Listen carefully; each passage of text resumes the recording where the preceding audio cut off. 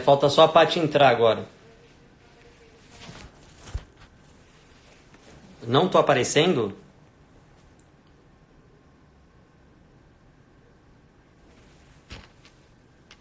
Paty entrou. Oi, Paty. Paty, deve aparecer aí um... Aí, legal, legal. Vamos começar, pessoal. Deixa eu fazer aqui, acertar a conexão.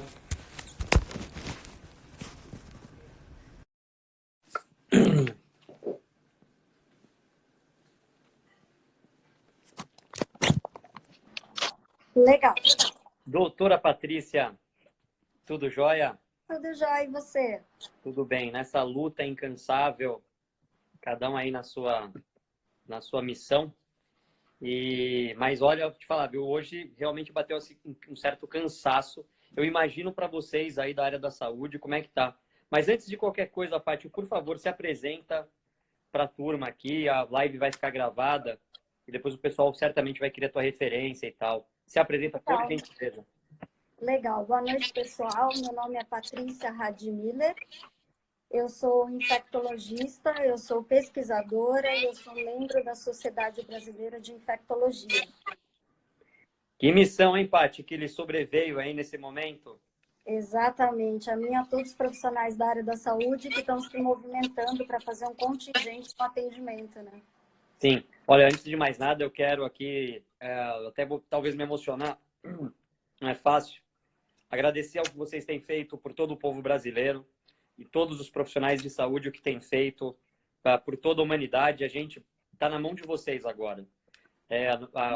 Eu passo o dia respondendo e tentando ajudar as pessoas do ponto de vista de negócios, mas o mais importante nesse momento é lutar pela sobrevivência, né? As pessoas talvez não tenham consciência da profundidade dessa história, e é por isso que eu te convidei, para que você possa falar para a gente a realidade, o que a gente está vivendo de verdade.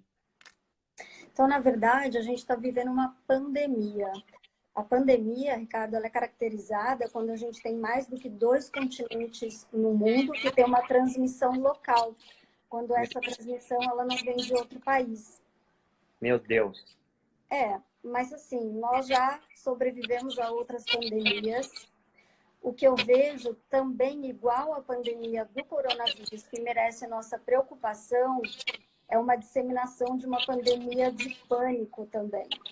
Sim, psicologicamente todo mundo sendo afetado.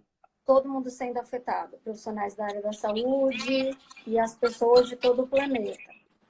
Então, uma coisa super importante de dizer é que nós estamos frente a uma pandemia, nós não vamos fechar os olhos para isso, só que a gente não pode entrar em pânico, não acreditar em tudo que chega até nós pela rede social e, o mais importante, não ficar disseminando esse pânico e passando tudo isso para frente.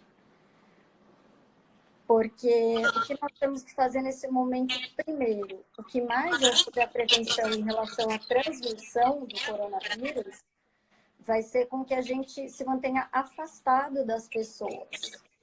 É o contato e a devida higienização das mãos, que são o principal veículo de passagem do corona. Fala pra gente, assim, sobre esse isolamento.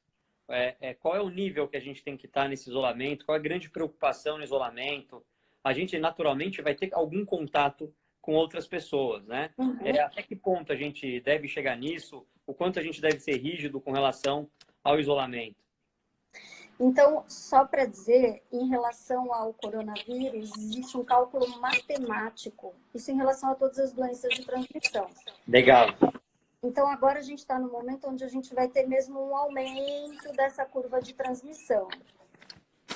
Justamente nesse momento é que a gente tem que estar atento para reduzir os casos de transmissão. E a gente, reduzindo os casos de transmissão, a gente vai evitar o colapso da rede de atendimento em hospitais. A gente já sabe que cada pessoa infectada, ela pode infectar mais 3 pessoas. Então, é inevitável que nos próximos 45 dias a gente vá ouvir que os casos aumentaram e as pessoas vão entrar em pânico por causa disso. Os casos, eles vão aumentar. Mas o que a gente está querendo fazer é que, na verdade, com que, na verdade, os casos eles não façam uma curva assim, de todo mundo ficar doente ao mesmo tempo. Ou A seja, gente quer... o grande problema na realidade é se todo mundo que ficar doente for para o hospital ao mesmo tempo. Basicamente, é isso que você está me dizendo. Isso mesmo, Se a isso gente mesmo. conseguir tratar todo mundo dentro de uma escala, é aquela coisa de oferta e demanda, né? Imagine que a demanda são as pessoas doentes indo para os hospitais. Digamos que a oferta seja o estoque de leitos que os hospitais públicos e privados brasileiros possuam. Se todo mundo for ao mesmo tempo, não vai ter jeito, a gente não vai conseguir controlar as coisas. Que é o que você está chamando de dessa curva, digamos, mais ascendente, mais rápida. Exatamente. Por outro lado, se a gente conseguir se isolar, se a gente conseguir abrir mão um pouquinho da nossa liberdade nesse momento e ficar em casa, tentar o máximo possível não se relacionar, ter paciência, muito provavelmente a gente vai ter o mesmo número de casos, mas muito menos perdas para essa doença, que é mais ou menos o que está acontecendo na Alemanha, né? A Alemanha está conseguindo fazer esse acoplamento. Isso. Então, tomando essas medidas, a gente vai reduzir e talvez a gente até reduza a previsão do número de casos, que é essa a ideia. Ótimo, né? Ótimo. E um apelo que eu faço é principalmente em relação às pessoas idosas, que são as mais afetadas nesse momento. Tentem controlar pais, avós e amigos idosos. Isso é muito empático. Eles estão tendo uma resistência muito grande. A gente entende que, às vezes, o divertimento dessas pessoas é ir até a padaria todos os dias, é ir ao supermercado várias vezes na semana, é encontrar outras pessoas da mesma faixa etária para jogos, para diversão. Mas, nesse momento, infelizmente, eles são a população que mais sofre, porque são os mais atingidos. O brasileiro, ele, sob o ponto positivo e também negativo, ele é uma mistura de uma série de povos, né? A gente é uma baita mistura. Eu percebo um pouco, assim, as pessoas meio que enfrentando, né? Elas, como não se percebe o que vai agravar e é natural que agrave daqui para frente, assim, eu vejo as pessoas aqui no playground, eu vejo as pessoas na praia, eu vejo as pessoas de idade, não, olha, eu já passei por outras coisas, essas outras coisas que a gente já passou não são iguais a essa, né? Então, assim, eu acho que a gente não precisa ter pânico. Se a gente conseguir ficar em casa, se segurar, ter tranquilidade, como você mesma falou, aí não é ninguém, é uma especialista, alguém que passou a vida se preparando, é uma missão de vida, né? A Patrícia, a gente tem uma relação aí, né, muito próxima com o seu marido, você com a gente, então a gente sabe o amor que você tem pela sua profissão. Isso é muito raro, né? O médico, tradicionalmente, já tem que ser dessa forma, mas você se mostra dessa maneira. Poxa, uma pessoa apaixonada, especialista, dizendo, pô, vamos ter essa paciência que vai dar certo. A gente vai conseguir. O grande lance é oferta e demanda. Não é nada mais do que isso. E a gente fala que não é para ter pânico, porque talvez a doença, claro, ela é grave, ela é rápida, ela é veloz, ela detona o organismo humano muito rápido, mas se a gente tiver o hospital preparado para nos receber, vai dar tudo certo. Estou errado? Tá certíssimo, tá certíssimo.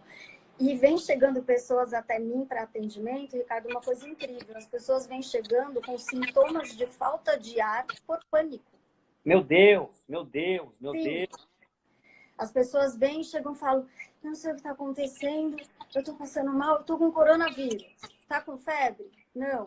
Está com tosse ou outro sintoma respiratório, coriza, dor de garganta, dor no corpo, sensação de gripe? Quer dizer, o pânico já está se tornando maior, né? Eu dizia, né, no começo de tudo isso, que a gente tinha uma infodemia. A informação estava maior do que a doença. Ao invés da gente se preparar, a gente estava muito mais preocupado com a história, né? Então, isso é típico do latino, né? A gente é extremamente emocional. Olha o que você está me dizendo, então. Quer dizer que hoje já o pânico muitas vezes supera até o que você está vivenciando em termos de realidade. Exatamente. As pessoas ficam cegas e ficam surdas em relação a tudo isso. Tanto que, às vezes, eu pego chegando até mim alguns áudios com o nome de médicos de renome. Às vezes, nem são médicos. E são pessoas que estão realmente disseminando pânico, como dizendo que em grandes hospitais do Brasil, bem conhecidos, olha, os hospitais estão lotados, não cabe mais ninguém nas UTIs, a coisa está fora de controle, vocês vão ver que os casos vão aumentar nos próximos dias. Sim, os casos vão aumentar, mas calculadamente, sim. O que a gente não quer é aumentar essa exposição, é aumentar E esse pânico também, que é isso que está atrapalhando. Quando a gente está em pânico, a gente não pensa.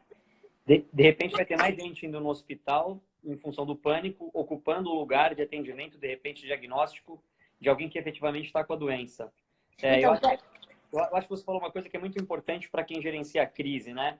A gente sim. está tentando trazer aqui uma linha de como a gente consegue administrar a crise. E controle, né? Controle diário, com calma, tranquilidade. A gente tem um problema, o problema é grave, mas a gente tem que tratá-lo também com grandeza. Fala um pouquinho para a gente, Paty, da doença em si. O que é isso? Que negócio é esse? Então, uma coisa que, assim, às vezes as pessoas confundem, que é Covid-19, aí as pessoas confundem com coronavírus e confundem, fazem uma confusão toda. Então, Covid-19 é o nome da doença que se dá para um tipo de coronavírus, que é o SARS-CoV-2, que é esse vírus que está aqui agora. Esse nome parece complicado, mas é que teve o SARS-CoV-1, que foi aquele coronavírus, que também é do grupo dos coronavírus, chama coronavírus porque a estrutura molecular dele, quando a gente olha no microscópio, ele tem uma estrutura que parece uma coroa. E aí, a gente já teve um surto do SARS, né? Esse surto do SARS foi entre 2002 e 2003. E esse surto, na verdade, do SARS, ele foi por esse corona 1, então ele tem como característica trazer sintomas respiratórios e de insuficiência respiratória grave. Então, quando que a gente tem que se preocupar? Esse é um apelo também que eu faço para as pessoas em relação a quando procurar um hospital que está cheio de atendimento com pessoas suspeitas de coronavírus. E vai ser o local onde vai ser mais fácil a gente se infectar. Então, se a pessoa teve febre, teve um sintoma respiratório, por exemplo, está com tosse, ou está com coriza, ou está com uma falta de ar importante, aí essa pessoa deve sim procurar um pronto atendimento para fazer o teste. Tem um grau de febre específico ou não? Então, febre, por definição, é temperatura acima de 37,8, mas geralmente no corona é acima de 38, em relação ao SARS-CoV-2, geralmente é acima de 38. Lembrando que crianças abaixo de 5 anos e pessoas acima de 60, a febre pode não aparecer. Peraí, como é que é? Abaixo de 5 anos e acima de 60, a febre pode não aparecer. Pode não aparecer. Entre então, 5 e 60, a febre pode não aparecer. Pode não aparecer. Então, por exemplo, se uma pessoa de 70 anos está um pouco mais ofegante, não está querendo se alimentar e está com uma corizinha e uma dor de garganta, essa pessoa é uma candidata a ir ao hospital. A gente não pode esperar um idoso fazer febre. Tem como coletar esses exames na casa das pessoas? Ou alguma ação do Estado nesse sentido, Paty? Ou só indo mesmo realmente a um centro de diagnóstico?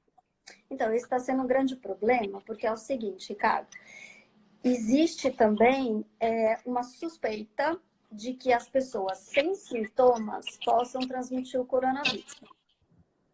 Então, por isso é que nesse momento as pessoas não devem ter contato umas com as outras, porque senão o pessoal fala, eu estou me sentindo bem, vamos fazer uma festinha aqui em casa para 100 pessoas? Não. Pode ter gente ali, pode passar. E aí as pessoas procuram grandes laboratórios aqui de São Paulo, que fazem coleta domiciliar e falam, olha, eu queria fazer o exame, mas você está com febre? Não. Está com tosse, insuficiência respiratória? Não, não estou. Então, não tem necessidade de fazer o exame, não só não tem necessidade, vai faltar para quem precisa, como a chance de dar um falso negativo quando você tem exame é muito grande, quando você não tem sintoma é muito grande. Sim. E o fato da pessoa testar negativo, nesse caso, não vai excluir que ela esteja com o coronavírus. Meu Deus do céu, ou seja, seria uma corrida maluca de diagnósticos, talvez tenha menor efetividade. Tem efetividade sem fundamento. Então, sempre procurar um médico mediante esses sintomas e ele vai indicar fazer o exame ou não fazer o exame. Se a pessoa só tiver sintomas gripais, eu tô com um pouquinho de coriza, dor de garganta e não tô com febre, não tô com falta de ar. Fique em casa. Não saia para procurar lugar nenhum para testar para coronavírus, porque a chance de estar infectado é muito pequena, ou se estiver infectado, essa pessoa está numa classe de 80% das pessoas que vão ter sintomas leves e que não precisam ir ao hospital. Meu Deus do céu. Me diz uma coisa. Qual é esse nível de isolamento? Para a gente ter bem o mais claro possível. Pode descer aqui no parquinho? Pode trocar uma ideia com a galera no condomínio? Ou fica em casa? Ponto final. A ideia é ficar em casa e ponto final. Legal. Eu sei que é difícil, mas recentemente eu tenho falado para as pessoas, né? Tem que ficar em casa e que bom que o coronavírus não atingiu a internet. Pois é, senão estava todo mundo morto essa hora. Senão, a gente não ia ter o que fazer dentro de casa. Mas aproveitem, arrume armário, dê um jeito na casa. Eu acho que é um momento de olhar para dentro de cada casa, de estar com a família. Eu acho que nada nessa vida acontece por um acaso. Sem dúvida.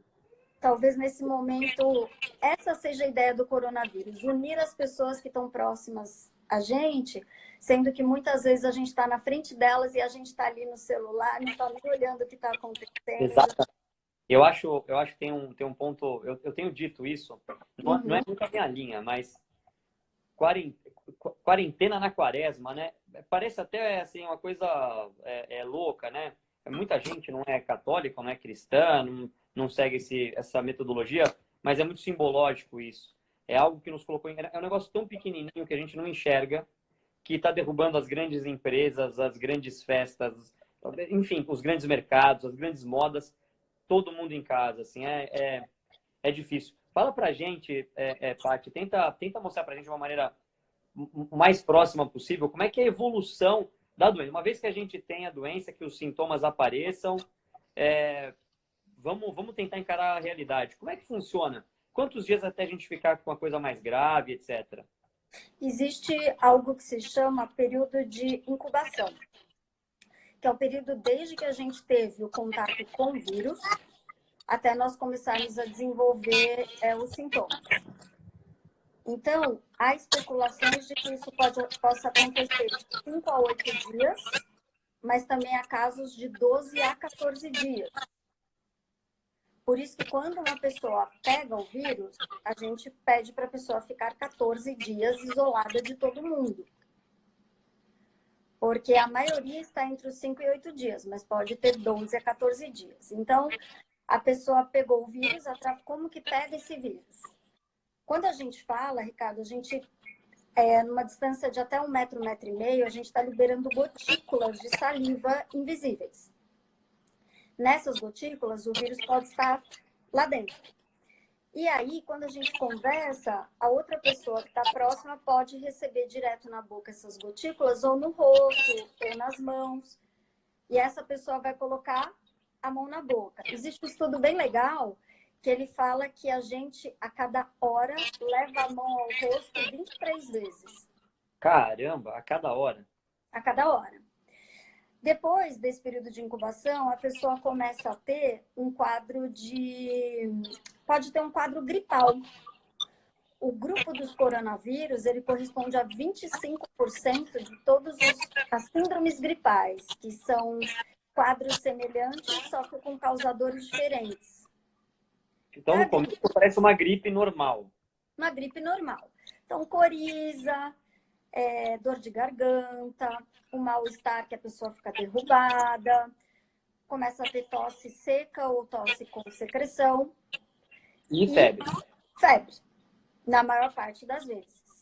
A partir daí, o coronavírus ele pode atingir os pulmões e aí é que ele pode fazer uma pneumonia, uma infecção pulmonar, e por isso a pessoa evoluir com sintomas de dificuldade para respirar, que é a insuficiência respiratória. Minha nossa. E quais são as pessoas que estão mais sujeitas a pegar o coronavírus? São pessoas que têm problemas cardíacos, problemas respiratórios, diabéticos, algum tipo de imunidade baixa, como no caso de pessoas que estão fazendo tratamento para algum tipo de câncer, gestantes e também gestantes. Então, as gestantes, elas estão sendo afastadas do trabalho, né, também, para fazer home office, com toda a prioridade, isso tem que acontecer, porque assim, Ricardo, o vírus a gente ainda está o conhecendo, né? Não existe um mapeamento completo ainda dele, né? A gente está aprendendo tudo que ele traz, período de incubação, formas de transmissão, e também ninguém vai ser doido nesse momento de comer animais exóticos, né? Pior que tem uns caras que não estão nem aqui, né? Eu acho que o final do dia começou por aí, né? Exatamente. E uma coisa interessante é que as pessoas que vivem com HIV, essas pessoas não estão mais sujeitas do que a população geral a pegar o vírus. Nossa!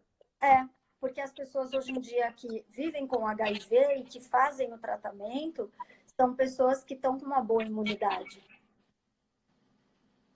Sim, sim. Até porque talvez seja esse o segredo delas continuarem... Olha, cada coisa que escrevem aqui que é brincadeira, né? Comeram sopa de morcego. Pior que Não comam sopa de morcego. Não, pelo amor de Deus, não comam sopa de nada, pelo amor de Deus. Não até façam isso. Dia, viu? Paty, então isso aí evolui para um problema pulmonar. Assim, eu recebi um vídeo. Assim, depois dessa minha história de entrar publicamente para tentar ajudar a galera, eu estou recebendo de tudo que você pode imaginar. E hoje eu recebi um vídeo que parecia ser um repórter num hospital em Bérgamo. Nossa, é um negócio assim, terrível o tratamento de quem já está mais avançado, né? Coloca uns plásticos na cabeça. É um negócio assim meio louco. O que é isso? Então, Ricardo, o problema é que está tendo muito fake news. Por exemplo, em relação... Tem sites jornalísticos que já colocam o que está circulando e o que é fake e o que é fato. Vai tudo junto. Então é importante a gente se informar. Quais são os sites mais fidedignos de informação? O site do Ministério da Saúde do Brasil, que é o saude.gov.br. Saude.gov.br. Isso mesmo. Esse site é do Ministério da Saúde do Brasil. Então, tudo que está acontecendo e é real está nesse site em relação ao Brasil. A gente também tem o site da WHO, WHO, que é da World Health Organization, que é a organização mundial também. E é WHO? É WHO. É WHO.org, se eu não me engano. Não tenho de cabeça. Mas se colocar WHO, aparece lá. Legal. E também do CDC, que é o Center of Disease Control. É por onde eu tô mais acompanhando. Exato. E tem que ser assim. Esqueçam o resto. Porque aí tá saindo filas de caixões. Gente, é tudo fake. Aí também tá aparecendo, hospitais em São Paulo estão escondendo a verdade. Gente, as pessoas têm que diariamente reportar todos os óbitos, todos os casos para o Ministério da Saúde. Sim. Outra coisa importante, Ricardo, que eu vejo a preocupação, as pessoas falando, olha, minha cirurgia ela foi cancelada, que eu tinha uma cirurgia de desvio de septo para fazer no hospital e foi cancelada.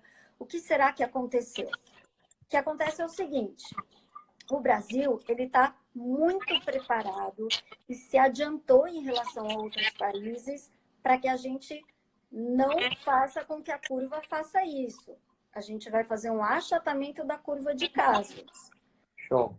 Então, o Brasil ele está preparado para isso. As cirurgias ditas eletivas, que são as que não têm urgência, elas estão sendo canceladas.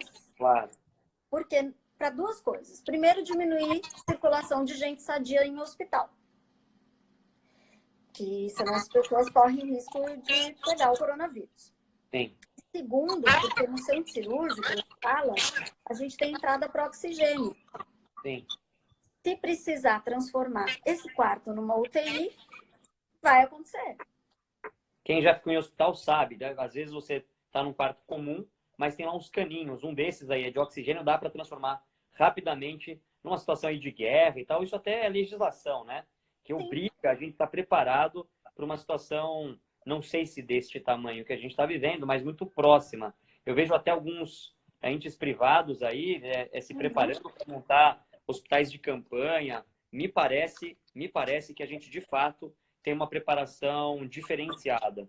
Até porque a gente tem uma força muito grande da iniciativa privada, né? A gente, por exemplo, tem a própria Prevent Senior aí especializada no público mais velho e já recebendo os primeiros casos mais graves. Eu tenho essa sensação. Paty, deixa eu só dar um aviso. O pessoal sempre quer interagir bastante. A melhor forma de fazer perguntas, a gente vai daqui a alguns minutos abrir para que o pessoal faça perguntas. Existe aí um quadradinho aí embaixo, ao lado de onde a gente pode fazer os comentários, com um ponto de interrogação. Clica aí, faz a sua pergunta. Já já eu vou abrir e a gente vai falando, a gente vai responder cada um. Eu faço todas as lives que eu tenho feito. No dia seguinte, eu publico um resumo. Então, eu vou passar quais são, aqui, por exemplo, as principais características dos sintomas, quando a gente deve ir ao hospital, quem a gente deve procurar, os sites que você recomendou e um pouquinho da parte, digamos assim, mais verdade, né? O que tem de verdade, afastar os fake news. A gente, então, entendeu, basicamente, quais são os sintomas, a gravidade, a extensão, a certa preparação que o país possui para segurar. A coisa mais importante que me parece de toda a nossa conversa, eu acho que a gente pode extrair de tudo que a gente vem acompanhando a gente precisa achatar a curva. O que seria achatar a curva? É a gente fazer uma regulação de oferta e demanda. Temos uma demanda de doentes e uma oferta de leitos. A gente precisa fazer isso se encaixar para não ficar grave. A gente não pode vacilar nisso. Estou certo? Certíssimo. Eu acho que esse é o caminho. E uma coisa super legal que você estava falando em relação ao Brasil estar com esse preparo para enfrentamento, né? Tem médicos até de especialidades não de infectologia, porque percentualmente no Brasil nós não temos tantos infectologistas assim. Então, outras especialidades, os médicos estão sendo preparados, estão sendo recrutados para que eles possam atender a toda a população. Isso também vem ocorrendo. E o Brasil tem um histórico interessante, porque a gente já enfrentou pandemias. A gente acabou de enfrentar a Zika vírus. Verdade. Né? Então, a gente sabe lidar com isso. Agora, tenham paciência, porque a gente vai ter que ficar em casa mesmo. Vai ter que ficar, gente. É o momento. E aí, quanto mais a gente fizer isso, a coisa, menos tempo a gente vai ficar enclausurado e vai... Sem dúvida. Eu até foi o Fred quem escreveu aqui, é o que eu tenho dito. A nossa geração, ela não se acostumou a fazer concessões. A gente vem de duas décadas e meia, de um individualismo brutal. São os heróis das empresas, os heróis médicos. A gente não pensa mais no fato e pensa na pessoa. Isso é uma tristeza. Esse vírus vem justamente para mostrar que não é por aí que a gente deve caminhar. Os nossos avós, bisavós, tataravós enfrentaram guerras. Eles ficavam em casa em função de guerras.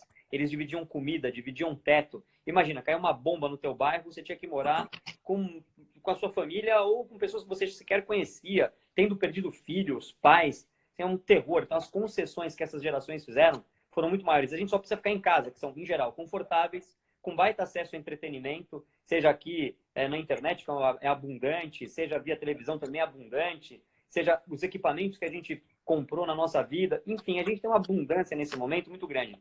Me entristece um pouquinho, talvez, o que as comunidades mais pobres, mais carentes vão vivenciar quando a gente estiver no cume desse problema, mas eu também acho que isso é uma preocupação estatal que está sendo trabalhada e talvez esteja aí o foco das coisas mais tristes. Paty, vamos abrir para as perguntas? Vamos. Vamos lá, então. Ó. O pessoal, primeiro agradecendo a todo mundo que está entrando e certamente aí, Patrícia, nossa, espetacular a tua contribuição. Vamos lá, ó. Deixa eu selecionar uma primeira.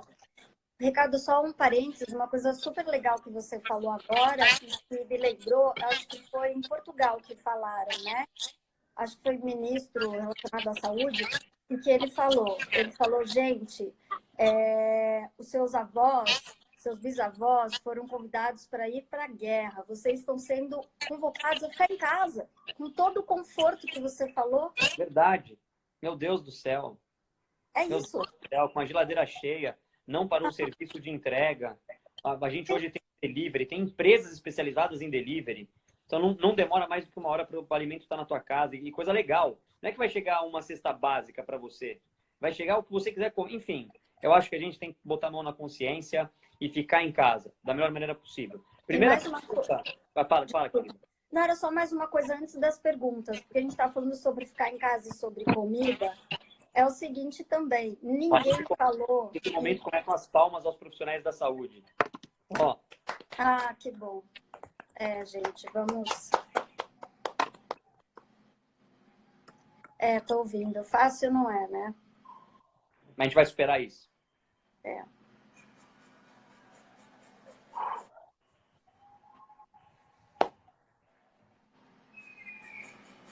Aqui, chuvas de corações na nossa live. Palmas a você e a todos os profissionais. Leva o nosso carinho a vocês aí que estão na frente de batalha. Parabéns e obrigado.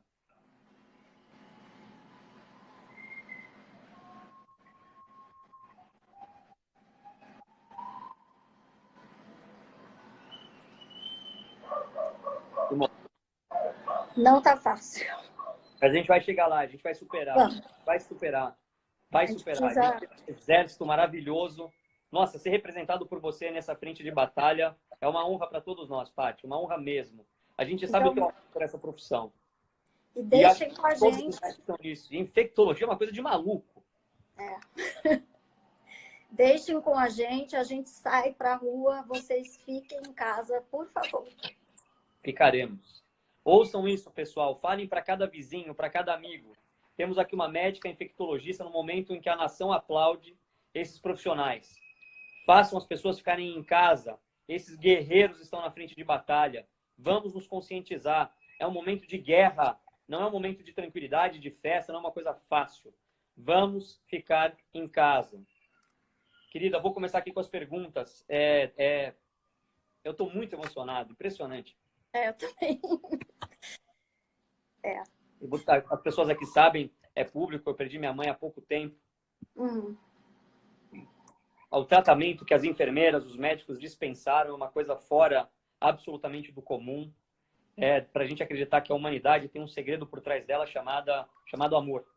E é esse amor que nos leva adiante, que me faz estar aqui de uma maneira muito confortável, tentando trazer um pouco de luz às pessoas, mas nesse momento, os nossos soldados, os nossos guerreiros são vocês. Obrigado mais uma vez. Ricardo, só uma coisa que eu estava falando, estou um pouco emocionada. Só um pouquinho.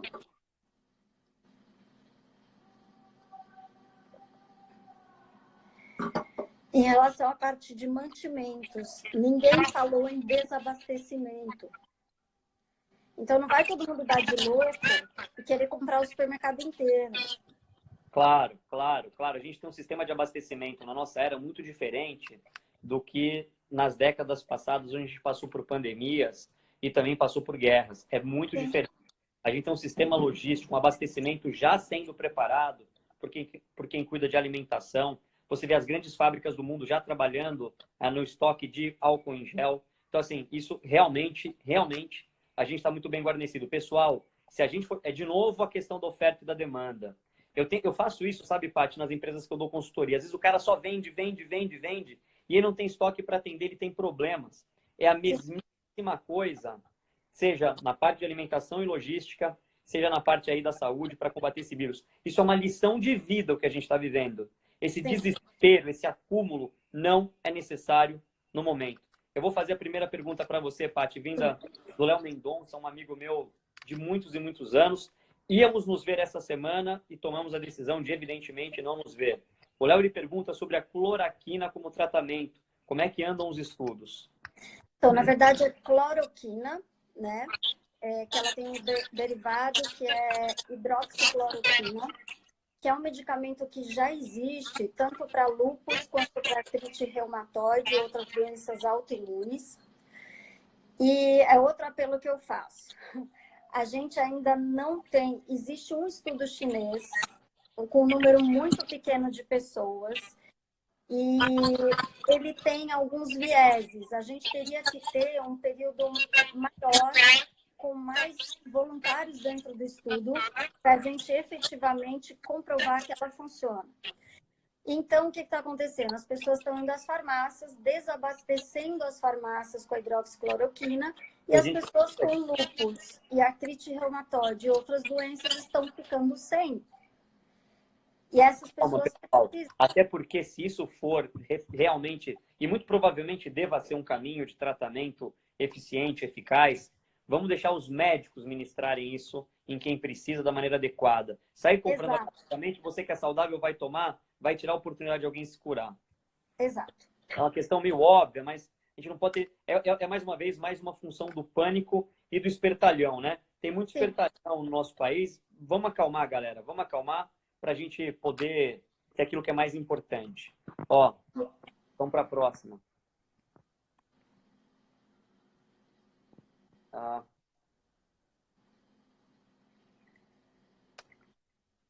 A Begama 257 pergunta se a RU demorou em declarar a pandemia. A RU, ela está querendo dizer que é a World Health Organization, né? Sim. Na verdade, não demorou.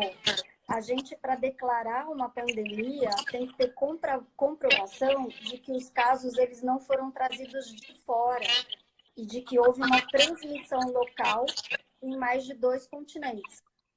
Então, as pessoas acham que pandemia é quando a gente está tendo casos em todos os países do mundo. Não é. É quando, por definição, a gente tem mais do que 2 continentes atingidos e que existe a comprovação de transmissão dentro do próprio país, de pessoa a pessoa. Enquanto a gente não comprova isso, não pode falar que é pandemia. Você sabe que na consultoria, né, a gente, nesse momento, a gente vai tratar efeitos. Lá na frente, depois que tudo estiver calmo, a gente vai discutir se o protocolo de declaração foi correto, adequado, no tempo certo, apurar responsáveis, criar novos protocolos de informação. Acho que nesse momento a gente tem que tratar o que está acontecendo. Depois a gente vai procurar culpado, né? Isso é muito da nossa cultura judaico-cristã do Ocidente, de tentar encontrar culpado como se isso fosse resolver alguma coisa, né? Se matar a bruxa fosse a solução. E não é. Vamos ter calma, lá na frente a gente vai enxergar se houve ou não alguma falha. Nesse momento é tratamento correto. Vamos para a próxima.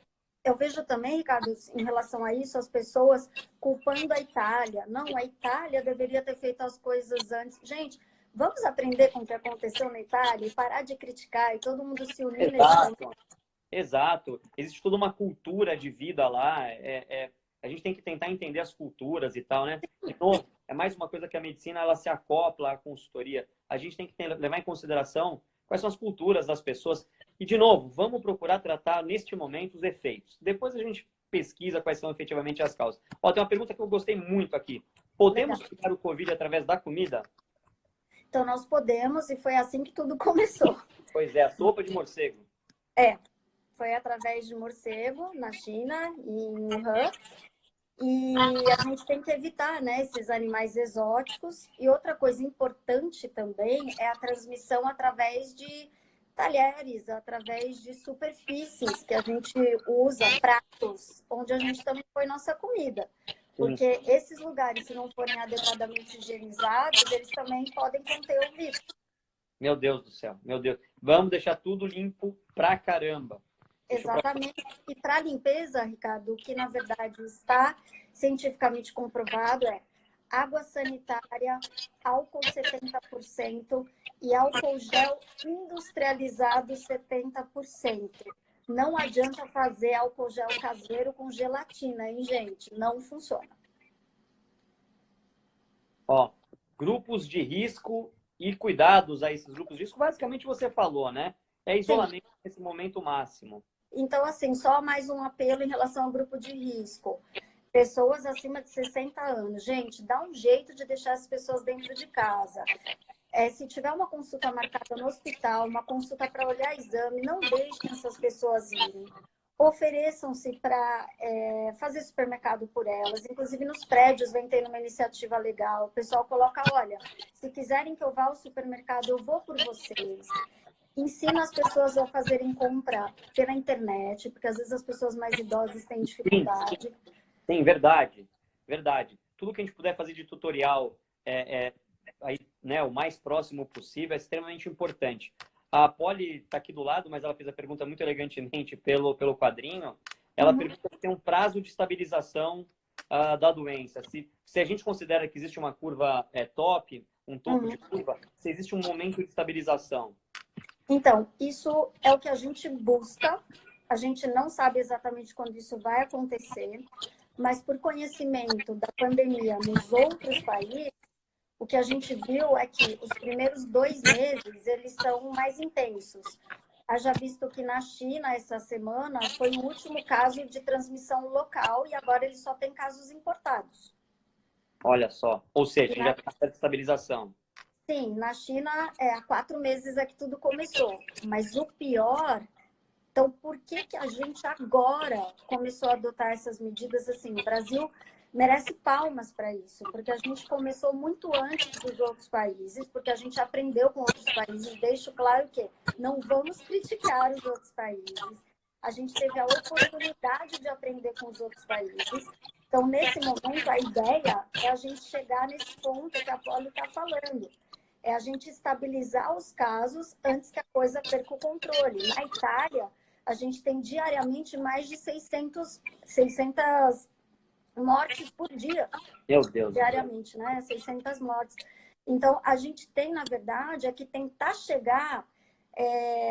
O que eu quero dizer, Polly, é que, na verdade, a gente não tem que deixar a curva fazer assim. Ela tem que ser mais estável para a gente mais tranquilo, porque os casos mais graves podem ser acolhidos de uma forma adequada para evitar mortes.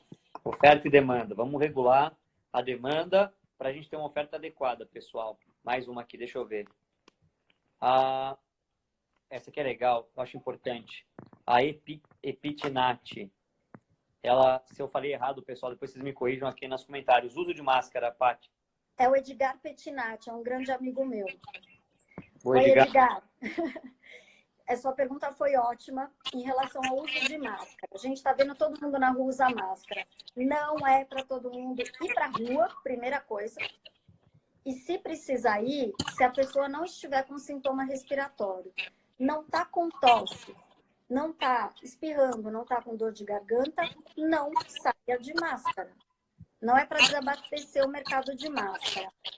Agora, a pessoa está com tosse, a pessoa tem rinite, está com dor de garganta, tá, tem que ir ao supermercado, tem que ir à farmácia, que são as 2 coisas só que a gente tem que sair para fazer, gente. Não é para fazer o resto só se for muito importante. Faz o quê? Coloca a máscara e ela tem que ser trocada a cada 2 horas. Ela não deve ser tocada.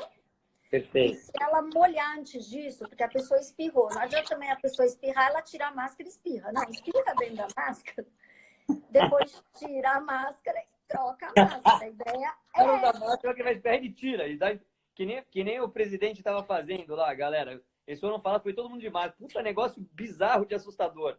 Bizarro. E na hora que você fala, eles tiravam. Então, Pô, assim, a sua máscara. Usem máscara quando estiverem com sintomas. O jeito adequado de usar a máscara é no nariz e na boca, cobrindo os dois. As hastes de cima por aqui e de baixo por aqui, para ficar adequadamente colocada. Outra indicação de uso de máscara. Os profissionais da área da saúde estão todos usando para atendimento. E também, se você tiver um idoso, alguém em casa, que você está cuidando dele e você está com sintoma respiratório. Aí você coloca também a sua máscara. Senão, não é para usar máscara em massa. Não é para fazer isso. Ótimo, ótimo, ótimo, ótimo. Vamos para a próxima aqui. Esse negócio da máscara, realmente... Ó, tem uma importante aqui. Aliás, tem várias, pessoal. Certamente não vai dar para ver todas, mas a gente, à medida do possível, vai tentar. Pessoas que fizeram tratamento de câncer com quimio e rádio. Depois de quanto tempo após o término do tratamento não veio inteira? Pessoal, existe um limite que o Instagram permite na caixinha. Eu acho que provavelmente ela está perguntando quanto tempo depois do tratamento ela pode pegar ou não pegar, ou enfim. Então, todo quimioterápico ou tratamento de câncer, eles deixam a imunidade mais baixa e cada um tem uma intensidade. Então, depende de quanto de quanto tempo esse medicamento vai deixar a pessoa com a imunidade baixa. Cada medicamento tem um efeito, isso depende de cada caso. Tá bom, perfeito, perfeito. Muito esclarecedor. O pessoal que passa, ou passou, ou está passando por uma doença, fica absolutamente com medo, e aí mais justificável, né? Isso é esclarecedor. Ó, tem um comentário aqui, você parece que deu uma dica sobre a mão dominante. Se você puder falar enquanto eu abro outra pergunta. Legal. Agradeço a Eliane, minha amiga também.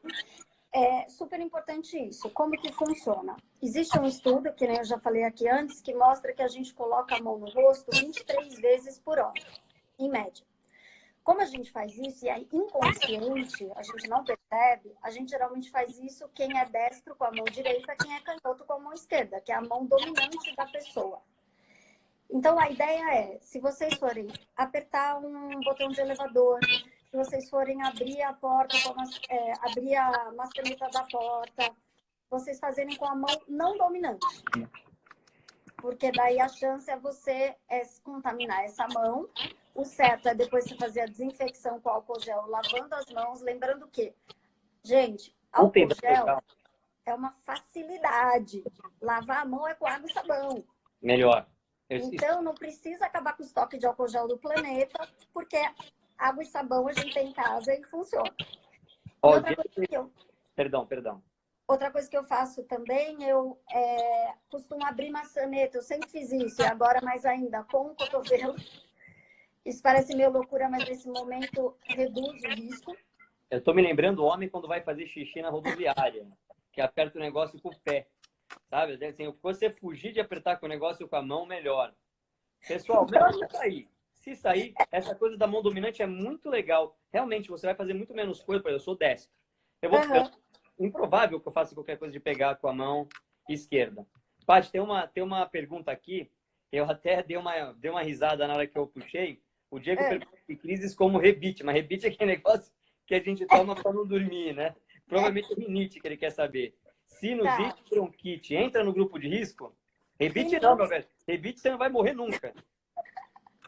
Rinite e sinusite, assim, as pessoas são mais vulneráveis a ter complicações respiratórias, mas não entram em grupo de risco. Mas doença respiratória grave, a pessoa com doença pulmonar obstrutiva crônica, que é bronquite, asma, aí sim. Aí sim é grupo de risco. Aí sim. Meu Deus. Eu fico pensando nas pessoas que... Tem gente que tem aquela síndrome de estar doente, né? Puta, vocês devem estar atendendo essa galera. Como é que chama mesmo? Também tem. Hipocondríaco? Hipocondríaco. Sim, mas na verdade, Ricardo, eu acho que fora hipocondríaco, a coisa agora é maior. A pessoa está em pânico.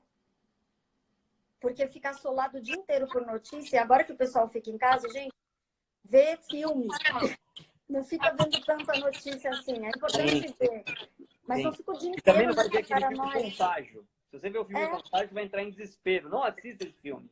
Com certeza. Tem uma coisa super legal que eu queria falar também de dica, que eu até vi um amigo meu, Álvaro Furtado, também infectologista, falando, e que eu achei interessante. Por exemplo, uma criança que você vai ensinar a passar álcool gel a lavar as mãos, fala para ela que o tempo de lavar as mãos é o tempo de cantar um parabéns. Olha que legal. Que é em média 20 segundos. Que legal. Se fizer o pique, então vai mais tempo ainda. E quando lavar as mãos e passar álcool gel, lembrar que a gente tem que lavar também até aqui, mais ou menos, próximo do cotovelo. Ainda mais se a gente usar os cotovelos para essas dicas de abrir porta e tudo mais, tem que aí lavar. O cotovelo. Álcool gel, eu vejo muita gente também fazendo assim, ó. Passei, não. Canta parabéns, né? E aí tem que passar embaixo das unhas, interdigital, palma da mão, dedão, até aqui. Isso dá uns 20 segundos cantando parabéns. Vou colocar essa dica também amanhã nas nossas dicas. Parabéns a você no álcool em gel. E, tem gente, cara que vai cantar em 3 segundos, né? E é o momento de se divertir com a família. Aproveitem para brincar com os filhos sobre isso. Sem Conversem dúvida. com seus avós, conversem com seus pais. Há quanto tempo vocês não pararam para fazer isso? Vamos lá, vamos incentivar isso dentro de casa, a proximidade. Nesse sentido, tá? Não é para ficar encostando e nem beijando. É isso que eu quis dizer. Ó, tem uma pergunta muito legal aqui também. Como diferenciar uma gripe forte do Covid? Então, na verdade, isso é que nós médicos que estamos em atendimento fazemos atualmente. A gente faz essa diferenciação. Então, o mais importante do que essa pergunta é quando você procurar um médico para você saber essa diferença. Porque, como eu disse, 25% das síndromes gripais são causadas por corona, mas tem os outros 75%. Tem, por exemplo, influenza, né? Que é a gripe, que a gente tem influenza A, que é a gripe suína, H1N1, e tem a B, que é a gripe comum. Então, gente, vai começar a vacinação. Não é para ficar o enlouquecido da vacina e também ficar todo mundo aglomerado na fila da vacinação e ficar um próximo do outro e pegar coronavírus. Mas é para a gente se manter vacinado, porque isso vai facilitar, inclusive, no diagnóstico dos médicos. Quando você tiver, então, respondendo a pergunta, febre, um sintoma respiratório ou falta de ar, tem que procurar um serviço de saúde. Quando vocês chegam ao serviço de saúde, essas perguntas elas vão ser valorizadas ou não pelo profissional da saúde, pela intensidade de tudo isso. Depois disso, vai ser feito um exame para influenza, que é a gripe comum ou H1N1, que muitas vezes já está dando positivo. A gente já começou a ter também casos de H1N1. Meu Deus. E depois disso, é que se não deu positivo, o médico vai fazer o teste para coronavírus. Show. Então, quem vai fazer essa diferenciação, respondendo a pergunta, é o médico. E se tiver com dorzinha de garganta e rinite, não saiam de casa. Fiquem em casa. Tá, mesmo que seja Covid, depois que venha a se comprovar, vai tomando os remédios normais que você tomaria? Isso. Ou tem indicação? Isso. É remédio, é água, é hidratar bem, é se alimentar bem, é dormir bem, que agora todo mundo vai ter tempo para isso. E se isso piorar, aí sim vai para o serviço de saúde. Senão, não vá com dor de garganta para o hospital. Não faça isso. Ó, tem uma outra bem legal aqui. Aqui, ó. Da Mariana Mendes. Quem precisa assistir os idosos? Como garantir para não contaminá-los? Isso é muito importante. Então, a Mari também, minha amigona. E excelente pergunta. Em relação aos idosos, é assim, Mari. Primeiro, tentar de qualquer jeito fazê-los ficar em casa. Esse é o primeiro ponto. Segundo, quando a gente chega em casa da rua, precisei ir até o supermercado. Primeiro, a gente não vai ao supermercado todos os dias, né, gente? Vamos ter bom senso e fazer uma comprinha. Exato. Não é para estocar. Ninguém vai todo dia no supermercado. Não é para estocar alimento, mas tenta comprar um pouquinho assim a mais para ter ali, para sair direto. Aí, quando chegar em casa, a pessoa saiu para a rua. Chegou em casa, deixa os sapatos na porta, tira os sapatos, leva para uma área de serviço. De preferência, tira toda a roupa, não é exagero, porque o vírus pode ficar na roupa quando a gente encosta nos lugares. Leva para a área de serviço. Entrou em casa, tome banho. Toma banho. Aí sim é que você vai falar oi para sua avó, para sua mãe, e é oi de beijar, abraçar? Não. Oi, aqui estou. E ficar a uma distância de 1,5 m, 2 pelo menos. Aí, se, Mari, você tiver com quadro respiratório de tosse, espirro, colocar máscara. Se não, enquanto tiver uma distância de menos de 1,5 m. Por exemplo, para pegar uma pessoa acamada, reposicionar, tudo isso, e sempre higienizando as mãos. Agora, tocou uma superfície, tem que higienizar, mas não é para ficar de máscara o dia inteiro em casa também. Perfeito. Vou dar um exemplo aí. Eu acho que muita gente pode estar passando por isso. Meu pai hoje vive sozinho, ele tem 82 anos, É claro que ele não vai ficar 100% em casa, a forma dele pensar, ele é muito difícil, ele também recebe a empregada todo dia que vai e volta, a gente sabe que é a melhor medida, mas é assim que ele escolheu fazer, o que é uma tristeza. Digamos que ele adoeça, que ele fique ruim, alguém precisa ir lá buscá-lo, provavelmente eu, ou os meus irmãos, ou nós vamos todos lá. Como é que a gente vai? Como é que a gente faz para evitar se contaminar ou não se contaminar da melhor forma possível? Então, sempre tomando essas medidas, né? Lembrando que o vírus pode ficar em superfícies. E outra coisa super importante que tem aqui, que aliás é meu marido, olha só, que está falando, Carlos Frederico Miller, que é para uma forma de prevenção também, é vacina, gente. A gente é contactante da população, a gente pode levar para dentro de casa outras doenças. A gente pode levar sarampo, que a gente está sofrendo um surto de sarampo também. Por quê? Eu estava discutindo isso aí com o Léo, inclusive, esses dias, né? Uma volta de doenças que estavam adormecidas, né? Isso a gente vem passando um momento terrível. Agora, por quê, Ricardo? É fake news falando que vacina faz mal, nananana. Um monte de gente parou de vacinar os filhos. É ótimo acabar com esses babacas que ficam com essas histórias. A vacina é uma das coisas que salvou a humanidade, que fez a gente se desenvolver. Pelo amor de Deus, parem com essas babaquices, essas teorias malucas. Ah, não vou vacinar porque a vacina cria isso, cria aquilo. Isso é babaquice, isso é idiotice. Então, gente... Os povos que não se vacinam estão atrasados séculos. Gente, e aí eu acho interessante que, Ricardo, que o pessoal fala assim, nossa, a vacina do coronavírus ainda não chegou. Gente, a vacina do coronavírus, ela está em estudo e precisa passar por várias fases de pesquisa clínica para chegar na liberação dela, que se acontecer com muita rapidez, vai levar pelo menos 1 ano e meio, mais ou menos. Então, o que a gente tem que fazer? Tomar medidas de precaução e vacinar para o que dá para vacinar. Aí a gente quer vacina de corona, mas não dá para os filhos vacina de sarampo. Que lógica tem isso? Absurdo. Paty, as outras perguntas eu olhei aqui são inúmeras. Eu não conseguiria fazer todas. Você certamente falou das coisas mais importantes nesse momento e o Instagram nos limita a 1 hora. Puta, eu queria falar muito. Se você puder mandar, o que você puder mandar de informação no meu WhatsApp, no WhatsApp da Poli, eu vou divulgar para as pessoas. Eu estou fazendo um trabalho 100% público.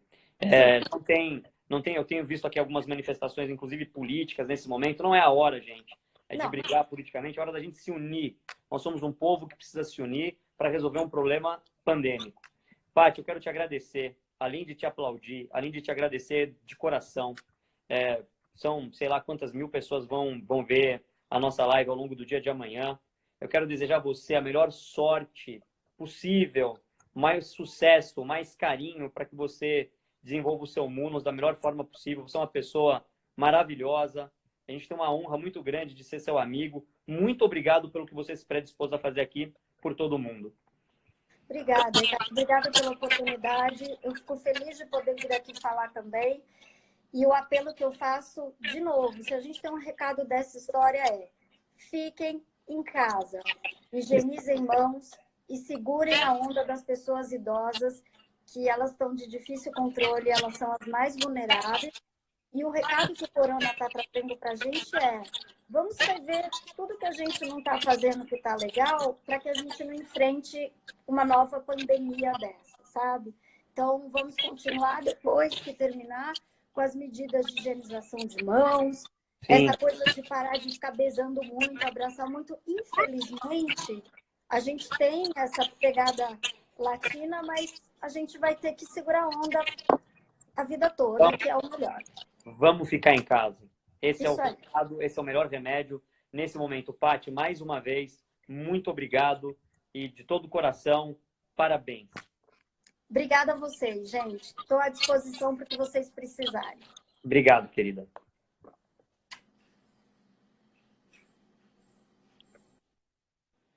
Pessoal, maravilha. Vou deixar essa live gravada. Por favor, divulguem o máximo que vocês puderem.